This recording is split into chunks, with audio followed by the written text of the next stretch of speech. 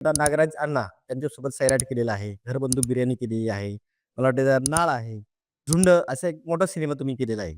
त्यासोबत तुमचं म्हणजे दिग्दर्शक आणि तुम्ही म्हणजे नक्की ट्युनिंग तुमचं कसं जमतं किंवा तुम्ही कशा पद्धतीने ते काम करता? तर नागरा सरांचा विषय झाला तर त्यांना ॲक्चुअली मेकअप हा नको असतो. पण म्हणजे अगदीच गरज असेल तर ते तोही चान्स देतात. हां, म्हणजे रिअलिस्टिक हां, वाटतं. ते त्यांना ते रिअलिस्टिक वाटलं पाहिजे सगळं. हं, हं, हं. पण त्यातल्या त्यात ते मग म्हणतात, की नाही इथं अमुक गरजेचंच आहे. जसं आता जर सैराटचा विषय काढला, तर त्यात रिंकू ही गावाकडची मुलगी आहे. पण ती सरपंचाची, पाटलाची मुलगी आहे. बरोबर आहे. हां. तर त्यात तिला तो सेन्स नाही, की मेकअप कसा असला पाहिजे. हं, मग हं. तिचं जे दाखवले त्या फिल्ममध्ये, त्यात बरोबर आहे. तुम्ही बघितलं लिपस्टिकचे शेड किंवा हे थोडे ऑफबीट दाखवलेत, हं, की हं. कुठे कपड्यांना मॅच होईल असं कुठंच नाहीये. हां, हां. आणि ते आकाशात रॉ दाखवलं कंप्लीट. बरोबर. आकाश, सल्या, बाळ्या हे सगळे लोकं जे आहेत ते सगळे रॉ दाखवले. हं, हं, हं. तर मेकअप मेकअप असं त्यात नव्हतं. पण मग पाटील झाले, सरपंच झाले, यांना सगळ्यांना थोडा-थोडा मेकअप होता. नाही असं बरोबर नाही. आहे.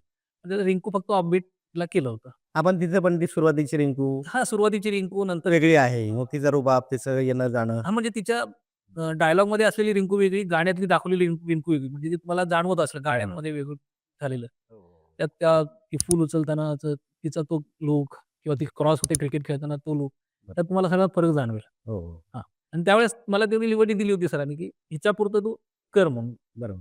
आणि बाकीचे सगळे गावातले बाकी सगळे गावातले असल्या कारणाने त्यांना हं. फारसं काही नव्हतं. बरोबर. मग अगदीच फक्त परशाला ज्यावेळेस मारतात ती लोकं, त्यावेळेस हं. ती जखम होती ती. बरोबर आहे.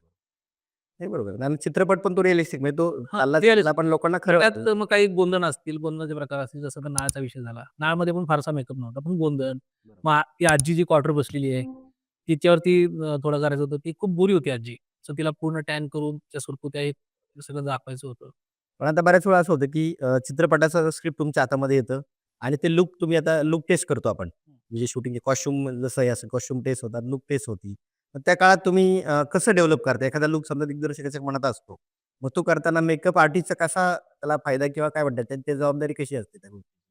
आता एकदा फिल्मची स्क्रिप्ट हातात आली, की हं. ती वाचून त्याचे आम्ही नोट डाउन काढतो. हे कॅरेक्टर याला हे असं पाहिजे, याचं वय एवढं आहे असं. हं, हं. त्यानंतर मग नरेशन होतं डिरेक्टर. मग डिरेक्टरच्या डोक्यात काय आहे आणि मग हे सगळं मग आम्ही टेक्निशियन टीम बसल्यानंतर मी काय तयार केलंय कॅरेक्टर आणि डिरेक्टरच्यात काय म्हणणं आहे. हं. या दोघांचं एक कोलॅबोरेशन होऊन एक कॅरेक्टर घडवलं जातं किंवा माझ्या दृष्टीने 50 वर्षाची आजी कशी असेल म्हणजे बाई कशी असली पाहिजे आणि डिरेक्टरची कशी असली पाहिजे. तर त्या दोघांचं संगनमत होऊन मग एक त्यातून कॅरेक्टर केलं जातं आणि मग त्याप्रमाणे तशी त्याची लूक टेस्ट होती आणि ती लूक टेस्ट एकच नाही, एक 2-4 वेगळे कॅरेक्टर त्यात केले जातात, की बाबा हे चांगलं दिसेल का हे चांगलं दिसेल बरोबर, आणि त्यानंतर मग ते फायनल होतं, की बाबा आपण हे फ्लोअरवरती नेऊयात कॅरेक्टर. बरोबर.